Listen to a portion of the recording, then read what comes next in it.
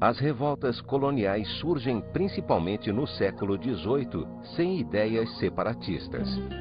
Os descontentamentos e as rebeliões são o resultado da contradição dos acontecimentos europeus e brasileiros. Enquanto na Europa surgem as ideias liberais e de limitação do poder real, como o iluminismo, por exemplo, no Brasil a opressão colonial cresce.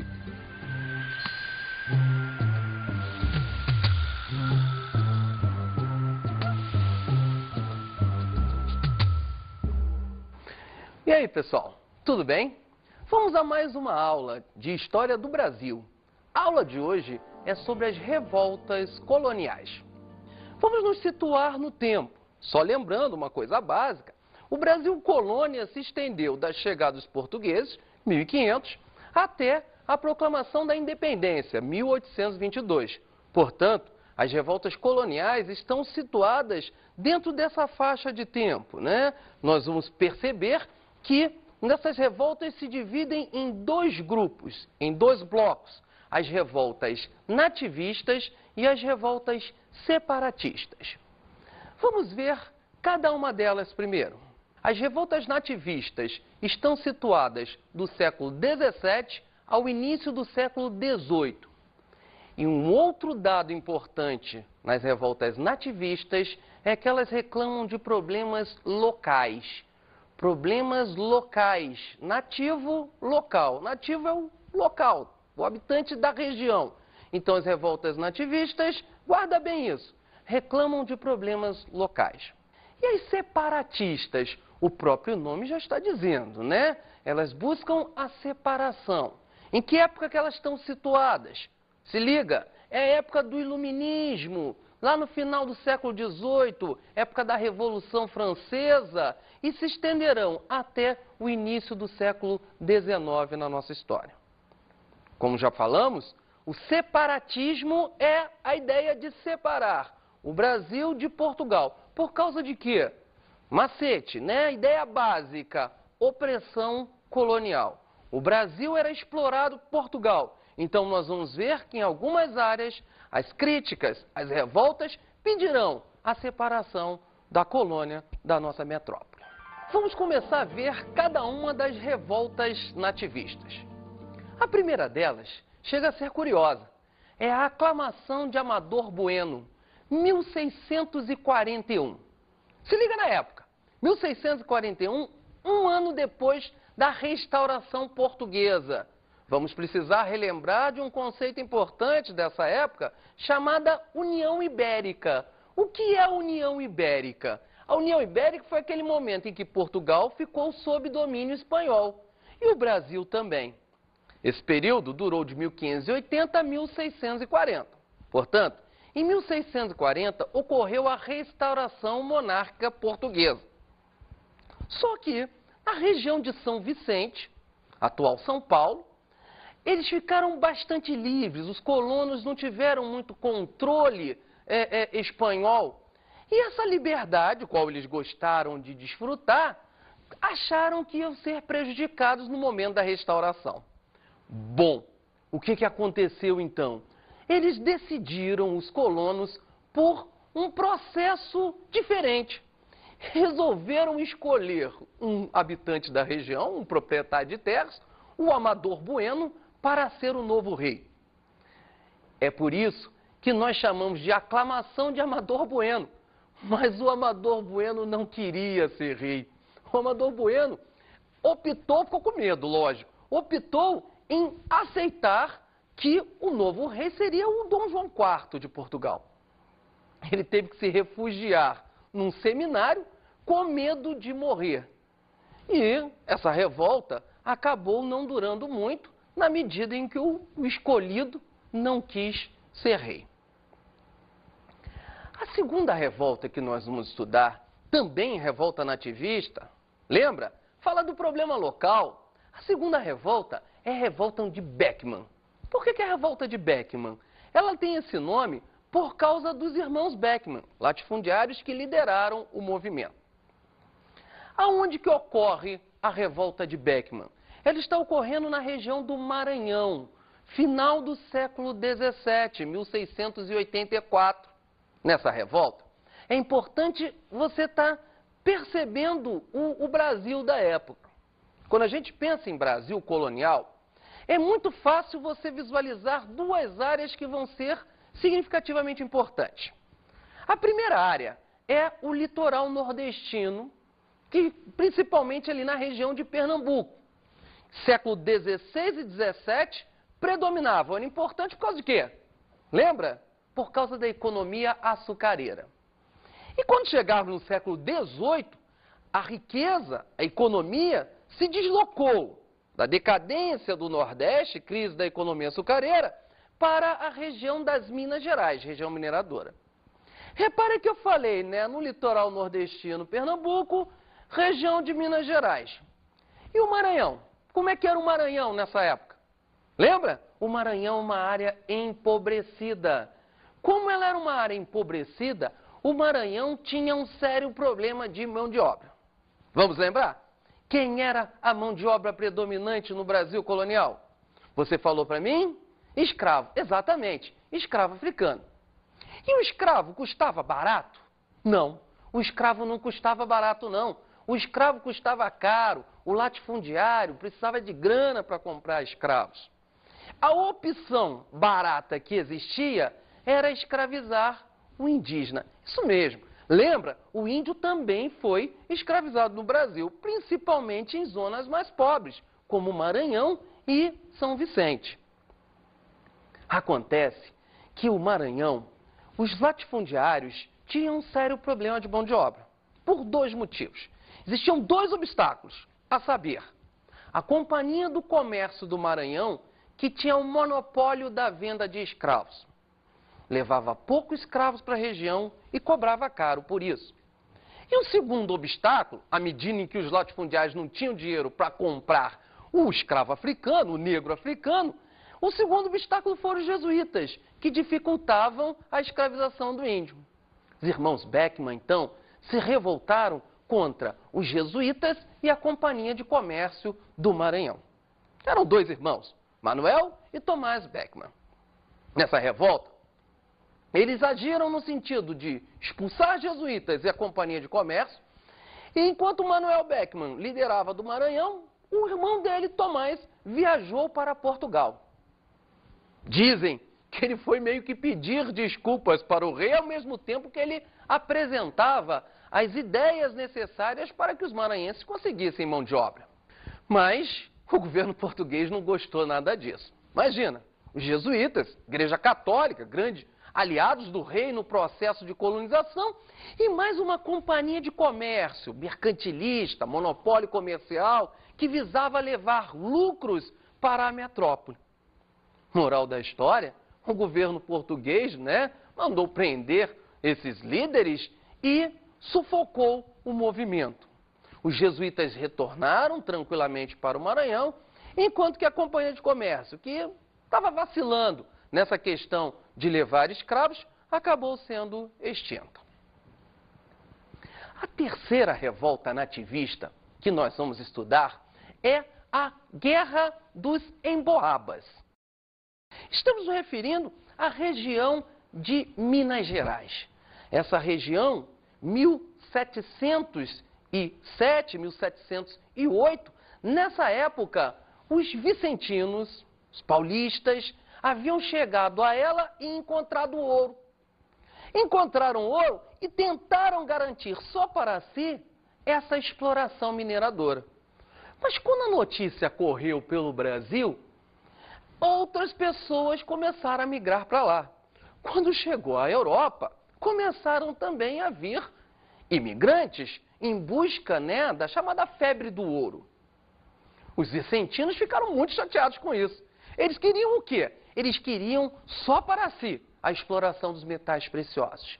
Então, os vicentinos lutaram contra esses forasteiros, contra os estrangeiros.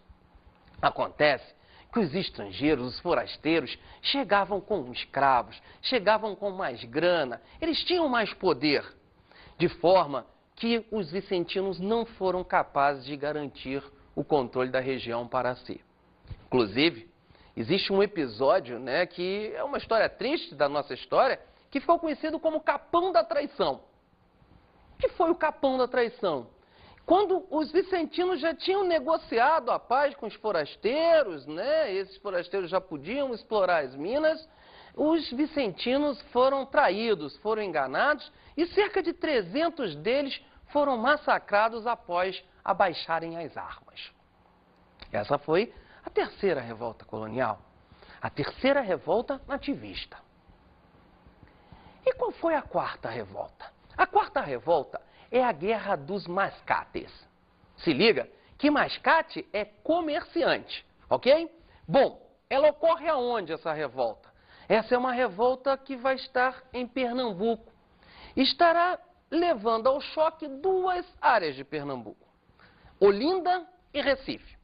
Vamos compreender cada uma delas? A cidade de Olinda, ela era a vila, ela era o centro político. E toda a vila ganhava o direito de ter uma Câmara Municipal. Você já deve ter visto isso na aula de Economia Açucareira. A Câmara Municipal, ela era controlada pelos homens bons. Lembra disso? Isso mesmo. Você está lembrando? Os latifundiários, os senhores de engenho, eles eram que tinham poder local e controlavam a vila de Olinda. E quanto a Recife? Recife não tinha categoria de vila. Recife era a região portuária onde se encontravam os comerciantes luso-brasileiros, portugueses e brasileiros, chamados de mascates. Recife era mais ou menos como se fosse um bairro de Olinda. E os latifundiários olindenses exploravam essa região portuária. O grande problema é que quando Olinda entrou em decadência, né, em que época? Na segunda metade do século XVII, decadência da economia açucareira, Olinda entrou em decadência, esses senhores de engenho, esses latifundiários olindenses, passaram por situação econômica grave.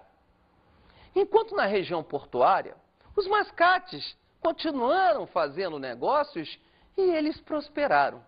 Os mascates, comerciantes, chegaram inclusive a emprestar dinheiro para os latifundiários de Olinda. E esses mascates enriquecidos decidiram então pelo quê? Decidiram criar uma vila em Recife. Para isso, eles precisavam de uma Câmara Municipal. Era muito comum, naquela época, né, como símbolo, né, da Câmara Municipal, estabelecer um pelourinho. Né? Vocês já devem ter ouvido falar, né, o famoso pelourinho lá em Salvador. Né? Era um símbolo de um status que você ia se tornar vila. E os habitantes de Recife, né, os comerciantes de Recife, montaram o pelourinho, vamos montar a Câmara Municipal. Mas acontece que os olindenses não gostaram nada da ideia. Chegaram a invadir Recife e derrubar o pelourinho. Mas os mascates enriquecidos naquele momento, comparado, né, não era uma região muito rica, mas estava decadência açucareira, mas o porto tinha mais progresso do que a região latifundiária, o que vai fazer com que haja a reação dos comerciantes e o governo português acabou atendendo aos anseios de Recife. Conclusão, Recife e Olinda separam-se, ambos serão vilas e Recife adquiriu a sua Câmara Municipal. E aí, a quinta e última revolta nativista que vamos estudar é a revolta de Filipe dos Santos. Essa revolta, ela está situada novamente em Minas Gerais. Minas Gerais teve duas revoltas, Emboabas e a revolta de Filipe dos Santos. Também alguns autores chamam de revolta de Vila Rica. A revolta de Filipe dos Santos, ela está ligada às Minas Gerais. Filipe dos Santos era minerador. Se liga então no processo de exploração que Minas Gerais sofria. Você sabe que o Brasil era uma colônia de exploração. Portanto, qual é a preocupação dos portugueses em relação às Minas Gerais? Muito simples, explorar ao máximo. Você deve se lembrar que o principal imposto da região das Minas Gerais era, isso mesmo, era o quinto, equivalente a 20% da produção.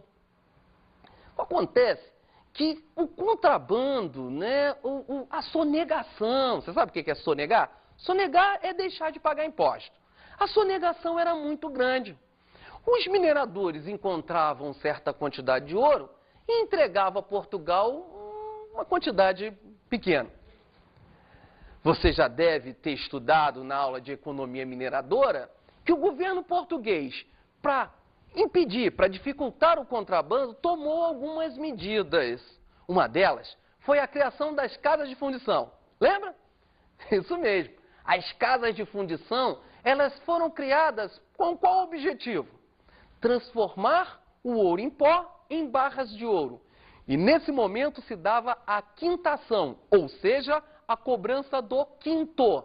Aquele imposto que equivalia a 20% ou 1/5 do que era produzido. Os mineradores que estavam acostumados a dar 1, 2, 3%, quando davam, agora iam ter que pagar 20%. Sem contar que Portugal ainda tinha produtos que eram monopolizados, os preços eram altos, a falta de liberdade de circular pelas Minas Gerais, enfim, tudo aquilo que a gente chama de uma opressão colonial. Filipe dos Santos, então, liderou um movimento pressionando o governador local a não criar as casas de fundição, 1720. Mas o governo português não gostou nada da ideia. Logicamente, você vai perceber, o governo reprimiu a revolta, prendendo, né, o líder Filipe dos Santos, e as casas de fundição foram criadas.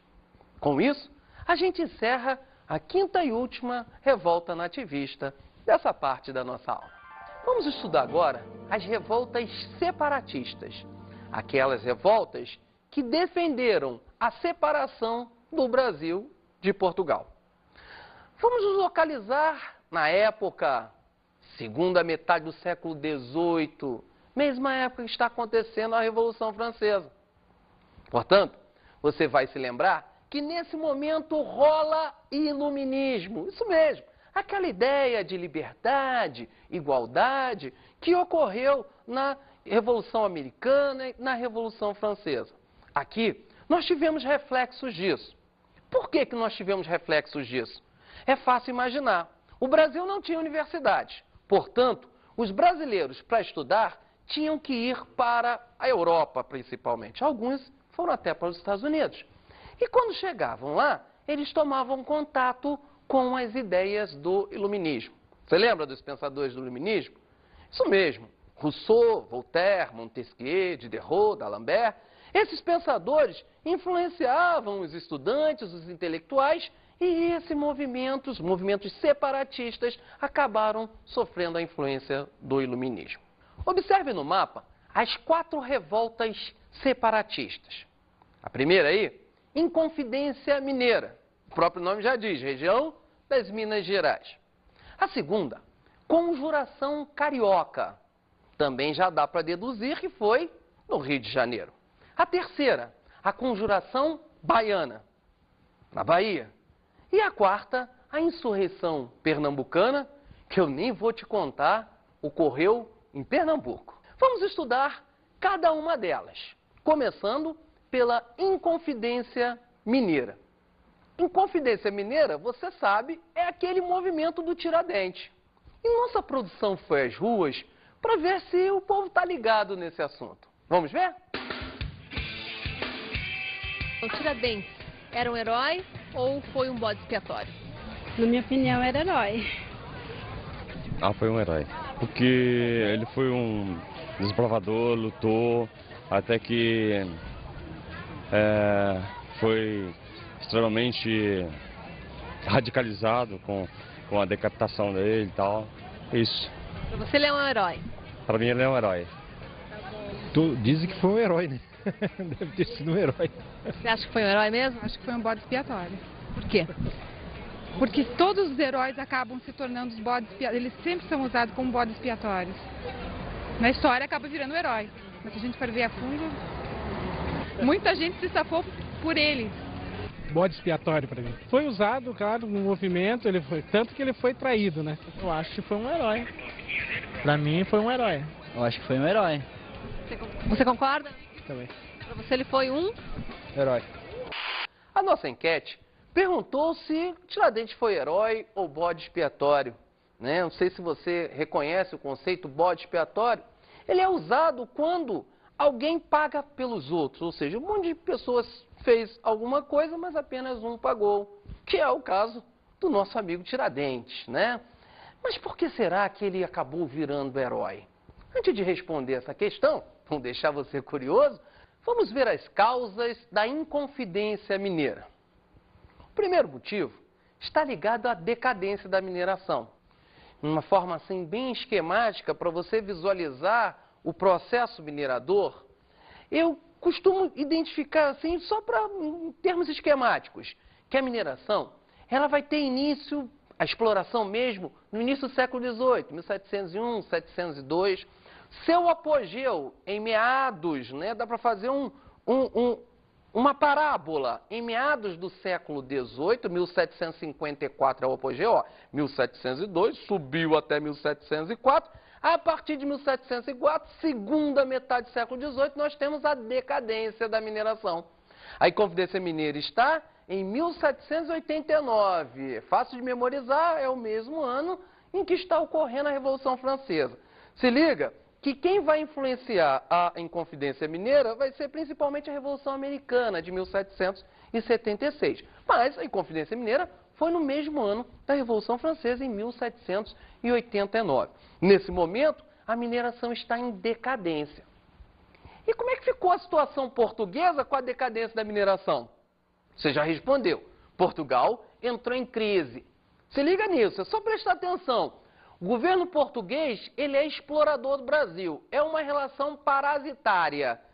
Portugal explora o Brasil, sempre que o Brasil tem riquezas para fornecer a Portugal, Portugal melhora de vida. Quando o Brasil entra em decadência, Portugal também empobrece. Portugal passa por situações financeiras complicadas. E aí, o que o governo português vai fazer conosco? Aumentar a opressão colonial. É a segunda causa. Como é que foi essa opressão?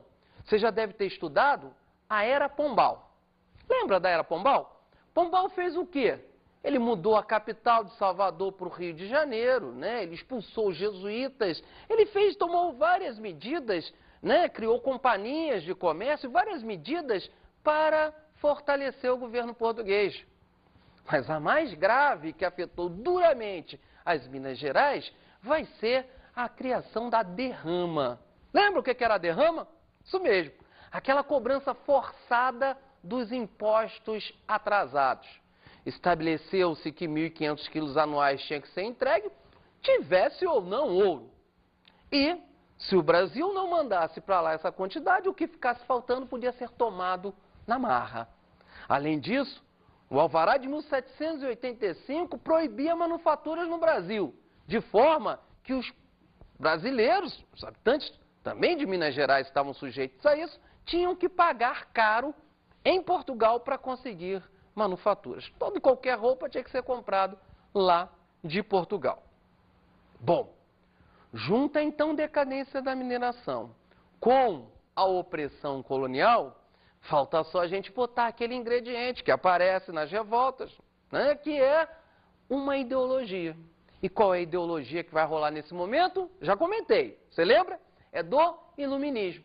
Defendendo ideias de liberdade, ideias de igualdade, nós vamos ter o campo preparado para as revoltas. E quais eram os objetivos dos inconfidentes, como eles ficaram conhecidos, né? Alguns autores não gostam muito desse termo, né? Além de Inconfidência Mineira, também podemos chamar de Conjuração Mineira, o movimento, né? Mas os conspiradores, né, que queriam separar o Brasil de Portugal, quais eram os objetivos dele? Observe aí os objetivos. Fim do Pacto Colonial, proclamação da República, desenvolvimento das manufaturas e criação de uma universidade. Quem eram os conspiradores? Eles eram pessoas, né, de camadas mais favorecidas. Podemos dizer que esse movimento é elitista. Nós temos mineradores, nós temos intelectuais, Tomás Antônio Gonzaga, Cláudio Manuel da Costa, grandes poetas, né? Nós temos militares, É aí que aparece o Tiradentes, ele era um alferes, seria mais ou menos hoje em dia um suboficial, um tenente, né? Nós temos clérigos, representantes do clero, que também apoiaram este movimento. A consequência, você já deve lembrar, né? Houve uma delação. Joaquim Silvério dos Reis, que era um dos conspiradores, mas também alto devedor do governo português, resolveu denunciar o movimento em troca do pagamento das suas dívidas e os conspiradores foram presos. Lembra da enquete? Vamos ver como é que foi solucionado o problema. O governo português tinha muita gente da elite para punir, foram presos, levados para o Rio de Janeiro e saiu uma primeira condenação em que vários deles seriam mortos. Foi desespero total. Choradeira, pedidos de perdão, né? Um só cara não se submeteu a isso. Segundo a história conta, Tiradentes foi o único que se manteve firme nos seus ideais. Dizem também que ele era o mais pobre, o menos importante, ele não vinha de família ilustre. No final das contas, os membros da elite acabaram sendo condenados com a pena de degredo. O que é isso? Expulsão do Brasil para a África. E apenas um pagou com a vida. Vamos ver qual foi a sentença de morte de Tiradentes? Presta atenção. Portanto, condenam o réu Joaquim José da Silva Xavier, por alcunha o Tiradentes, alferes, que foi da tropa paga da capitania de Minas, a que com baraço e pregão seja conduzido pelas ruas públicas ao lugar da forca, e nela morra morte natural para sempre, e que depois de morto lhe seja cortada a cabeça e levada à Vila Rica, aonde em o lugar mais público dela será pregada em um poste alto, até que o tempo a consuma. O seu corpo será dividido em 4 quartos e pregados em postes pelo caminho de Minas, no sítio da Varginha e de Cebolas, aonde o réu teve as suas infames práticas, e os mais nos sítios de maiores povoações, até que o tempo também os consuma. Declaram ao réu infame e infames seus filhos e netos, tendo-os, e seus bens aplicam para o fisco e Câmara Real, e a casa em que vivia em Vila Rica será arrasada e salgada, e que nunca mais no chão se edifique, e no mesmo chão se levantará um padrão pelo qual se conserve em memória a infâmia deste abominável réu.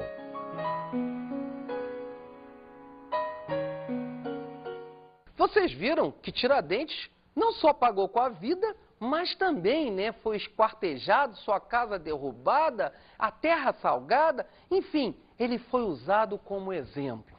Por isso que muita gente diz que Tiradentes foi bode expiatório. Mas ele também acabou se tornando herói. Por quê? Ele acabou se tornando, né, no momento em que o Brasil vira Estado Nacional e a gente defende o nosso nacionalismo, ele acabou virando o símbolo da luta pela liberdade. E aí se tornou um dos heróis da nossa história. A segunda revolta separatista que nós vamos estudar é a Conjuração Carioca. Ocorrida no Rio de Janeiro logo após a sentença dada a Tiradentes, ela não foi muito bem uma revolta, não.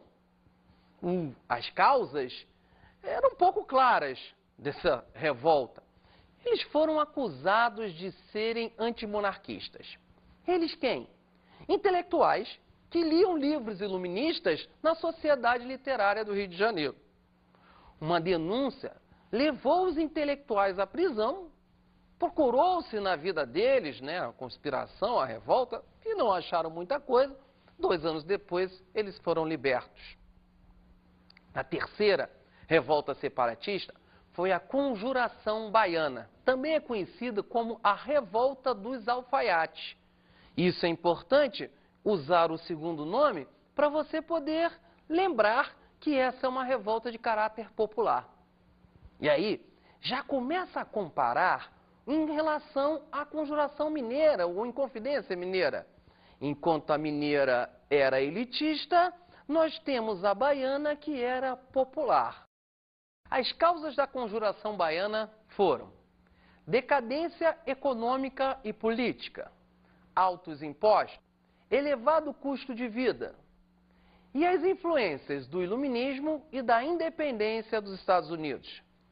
Você tem que perceber que a região da Bahia, 1798, final do século XVIII, estava em decadência. Por quê? Aquela região tinha sido capital do Brasil até a transferência em 1763 e a área nordestina, até o século XVII, era a área dominante da economia açucareira. A decadência da economia açucareira, o início da mineração na região das Minas Gerais, a mudança da capital para o Rio de Janeiro, prejudicaram seriamente a Bahia. Então, nós vamos ter esse movimento de caráter mais popular. Nós vamos ter trabalhadores urbanos como artesãos, como marceneiros, como mulatos, negros livres, lutando para que essa região se separasse de Portugal. Vamos ver os objetivos? Olha só, fim do pacto colonial, proclamação da República, libertação dos escravos, igualdade dos cidadãos. Podemos perceber aí uma outra diferença, né, em relação à Inconfidência Mineira. Enquanto a Conjuração Baiana está preocupada com a libertação dos escravos, por exemplo, também com o aumento do soldo dos soldados, nós temos a Mineira com uma grande diferença. Primeiro que eles não tocaram muito nessa questão da escravidão, porque vários dos inconfidentes eram proprietários de escravos. Segundo, que nós vimos que a Mineira defendia a criação de uma universidade. Repara que já é mais intelectual. Então, se pedirem para comparar Inconfidência Mineira com Conjuração Baiana, a Mineira foi mais elitista, pedia a criação de uma universidade, enquanto que a Baiana foi mais popular, revolta dos alfaiates, pedia a libertação dos escravos. Essa diferença já garante a você uma boa compreensão do assunto. Bom, você já imagina, né, que se numa revolta elitista Portugal prendeu, degredou, matou numa popular a violência foi ainda maior, né? Os principais líderes foram presos e vários deles condenados à morte. Isso nos leva à última revolta separatista, que foi a Insurreição Pernambucana de 1817. Vamos ver quais foram as causas desse movimento. Crise do açúcar e do algodão, seca de 1816, dominação política do Sudeste, aumento dos impostos, influência do iluminismo. Percebam que essa região de Pernambuco, decadente desde a crise da economia açucareira no século XVII, ela passava por uma situação econômica complicada e, com a vinda da família real, estamos no início do século XIX, a vinda da família real para o Brasil, se estabelecendo no Rio de Janeiro, ainda prejudicou mais os pernambucanos. Vocês viram que eles sofreram com a questão dos altos impostos? Vocês viram que ainda veio uma seca prejudicar ainda mais a região? E eles tiveram aí a influência do iluminismo. Esse movimento também foi de base elitista. Participaram deles grandes comerciantes, como Domingos José Martins, elementos do clero, como o padre Miguelinho. Também tivemos intelectuais, vários deles ligados à maçonaria. Você já viu o que é a maçonaria? A maçonaria é uma sociedade, uns dizem uma sociedade secreta, que participou dos ideais do iluminismo. A maçonaria esteve presente em todas as grandes transformações liberais do século XVIII, como a Revolução Americana, a Revolução Francesa.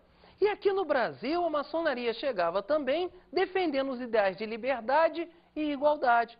A maçonaria é contrária aos princípios absolutistas, aos princípios mercantilistas.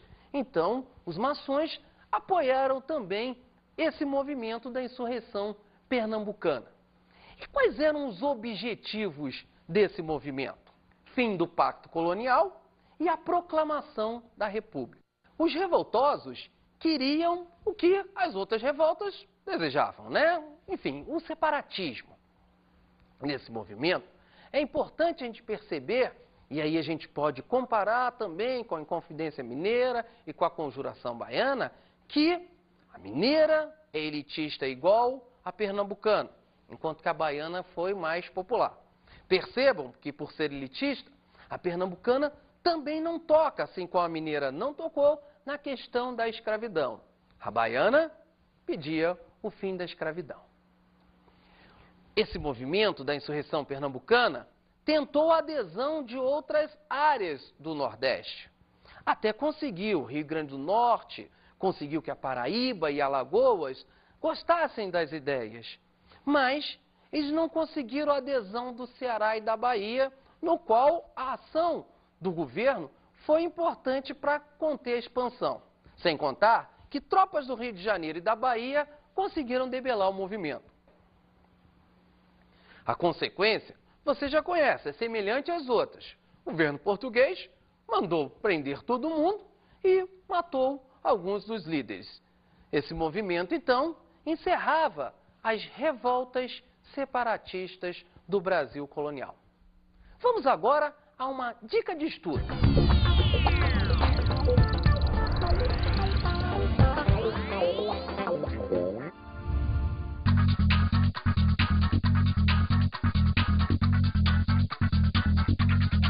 A minha dica de estudo de hoje, na realidade, é um grande macete. Você seria capaz de apenas ouvir o nome e reconhecer se a revolta era nativista ou separatista?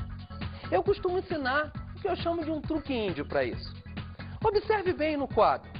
Percebam que as revoltas separatistas, apenas olhando o nome, você sabe a província na qual ela ocorreu. Reparou? As revoltas separatistas foram Inconfidência Mineira, Minas Gerais, Conjuração Carioca, Rio de Janeiro, Conjuração Baiana, Bahia, Insurreição Pernambucana, Pernambuco. Olhe para as nativistas agora. Pelo nome, você consegue saber onde ocorreu? Não, né? Aclamação de Amador Bueno, Revolta de Beckman, Guerra dos Emboabas, Guerra dos Mascates, Revolta de Felipe dos Santos. Viu a dica? Se cair numa questão de múltipla escolha, assinale as revoltas nativistas ou aquela que tem só as revoltas separatistas, basta você procurar se o nome indica a província onde ela ocorreu. No mais, pessoal, é com vocês mesmo. Foi um prazer, mais uma vez, estar aqui. E bons estudos!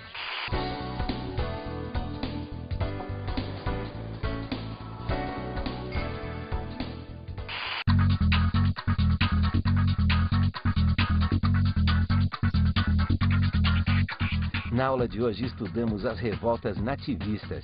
Você viu que as revoltas nativistas reclamavam de problemas locais e concentraram-se, do século XVII até o início do século XVIII. E vimos as revoltas separatistas. As separatistas tiveram influência do iluminismo, ocorreram no fim do século XVIII, início do século XIX e pediam o fim do pacto colonial. Bons estudos!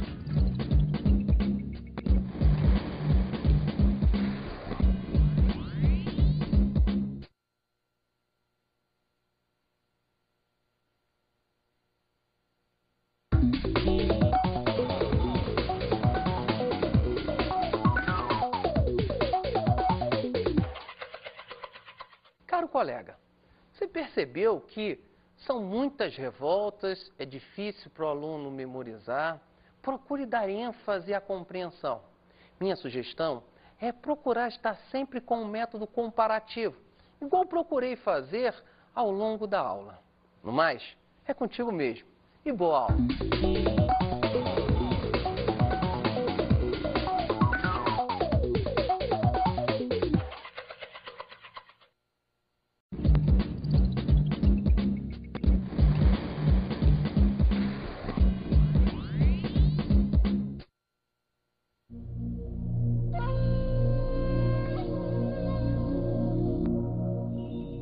As revoltas coloniais surgem principalmente no século XVIII, sem ideias separatistas. Os descontentamentos e as rebeliões são o resultado da contradição dos acontecimentos europeus e brasileiros. Enquanto na Europa surgem as ideias liberais e de limitação do poder real, como o iluminismo, por exemplo, no Brasil a opressão colonial cresce.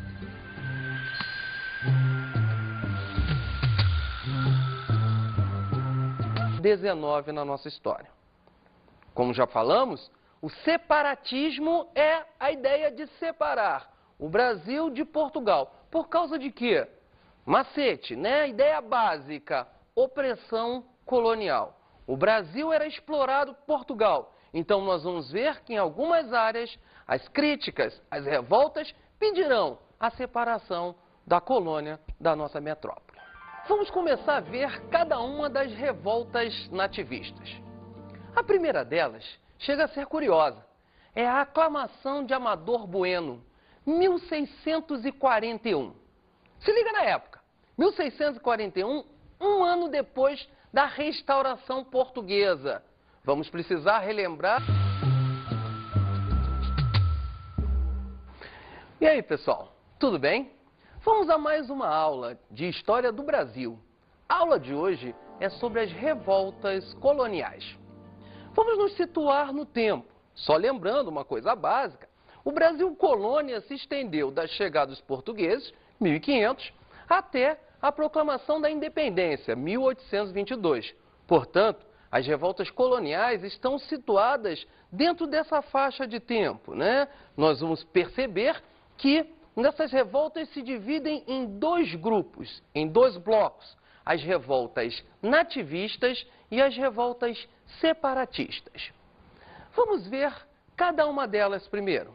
Há de um conceito importante dessa época chamada União Ibérica. O que é a União Ibérica? A União Ibérica foi aquele momento em que Portugal ficou sob domínio espanhol e o Brasil também. Esse período durou de 1580 a 1640. Portanto, em 1640 ocorreu a restauração monárquica portuguesa. Só que na região de São Vicente, atual São Paulo, eles ficaram bastante livres, os colonos não tiveram muito controle espanhol. E essa liberdade, qual eles gostaram de desfrutar, acharam que iam ser prejudicados no momento da restauração. Bom, o que aconteceu então? As revoltas nativistas estão situadas do século XVII ao início do século XVIII. E um outro dado importante nas revoltas nativistas é que elas reclamam de problemas locais. Problemas locais. Nativo, local. Nativo é o local, o habitante da região. Então as revoltas nativistas, guarda bem isso, reclamam de problemas locais. E as separatistas, o próprio nome já está dizendo, né? Elas buscam a separação. Em que época que elas estão situadas? Se liga, é a época do iluminismo, lá no final do século XVIII, época da Revolução Francesa, e se estenderão até o início do século